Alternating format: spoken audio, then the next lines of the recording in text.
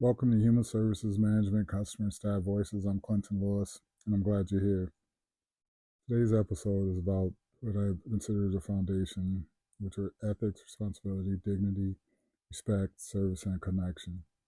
In human services, the work is about more than completing tasks.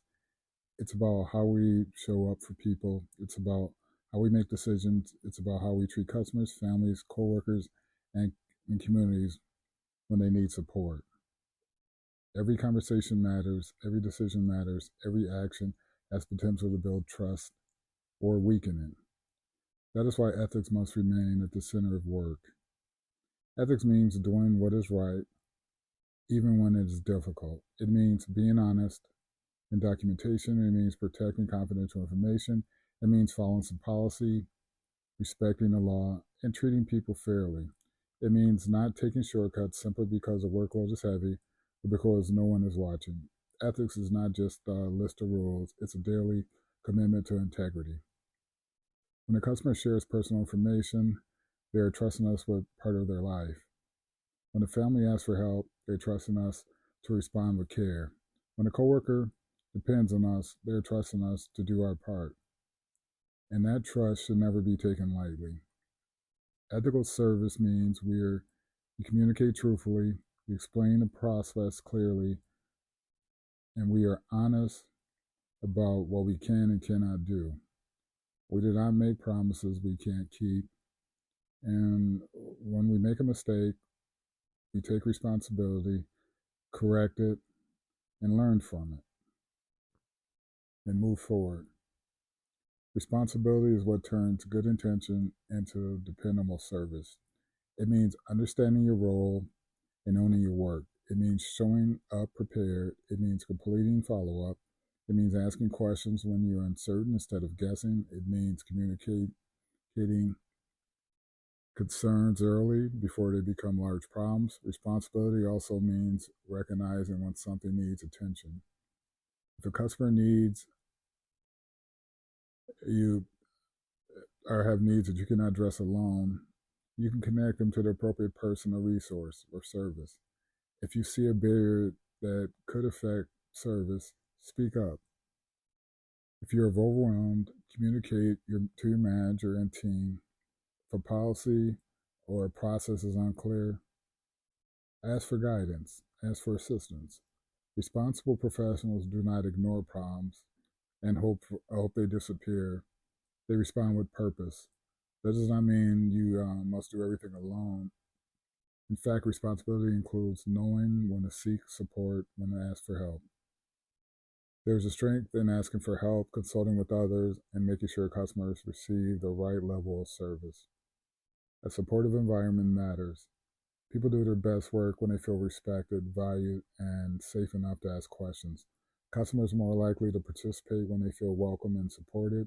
Staff are more likely to grow when they can seek guidance without fear of embarrassment or blame. And supportive environments are built one interaction at a time. They're built when leaders listen. They're built when coworkers help one another. They're built when people share information clearly and follow through. They're built when feedback is offered to strengthen someone and not to tear them down.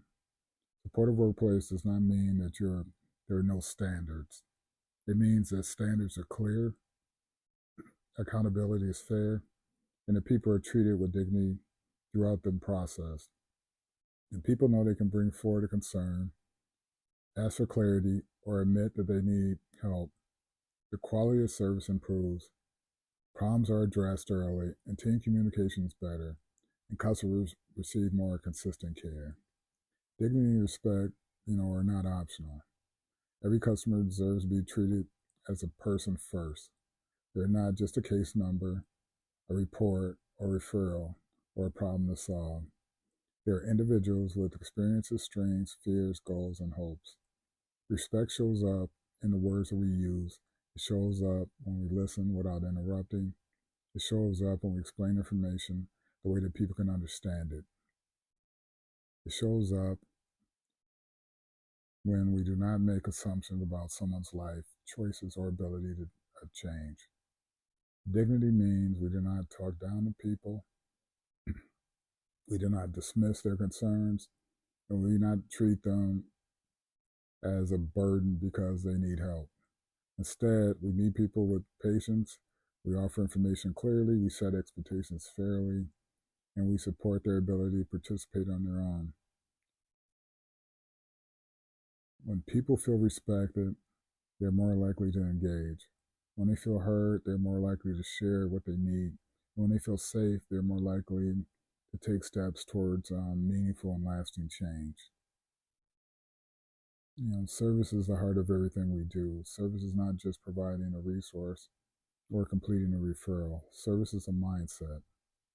It is a commitment to help people move forward with care and professionalism and purpose. Good service means being present. It means listening for what a person is saying and sometimes what they're not saying or what they're struggling to say. It means following through. It means respecting their time. It means doing your work in a way that makes the process clear, not confusing. Services requires patience. Not every answer comes quickly. Not every customer is ready at the same time. Not every situation has a simple solution. But service means staying committed to helping people take the next right step. And finally, connection matters. Connection will turn service into support. People do not need to know that, that they are not alone. They need to feel that someone sees them, hears them, and is willing to walk alongside them as they work towards their goals. Connection does not mean crossing professional boundaries. It means building trust through consistency, honesty, respect, and care.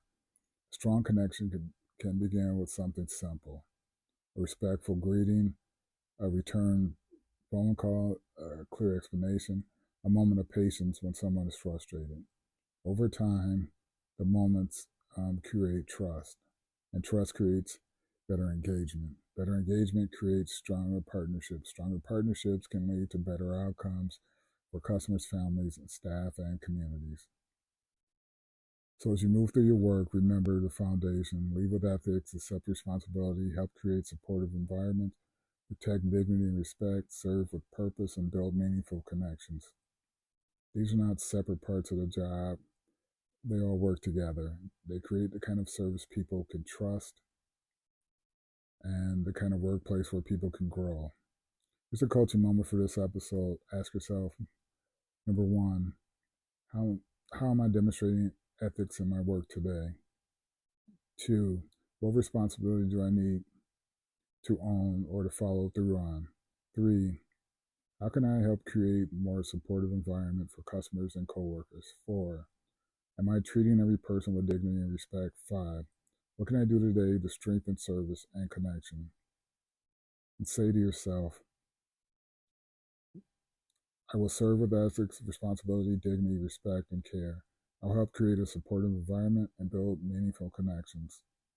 My closing moment for this episode, I want you to remember that ethics guide us, responsibility strengthens us, and supportive environments help people grow. Dignity and respect protect the humanity in the work. Service gives us purpose, and connection helps people move forward. Keep serving with integrity, keep treating people with care, and keep building trust one interaction at a time. And remember, you got this.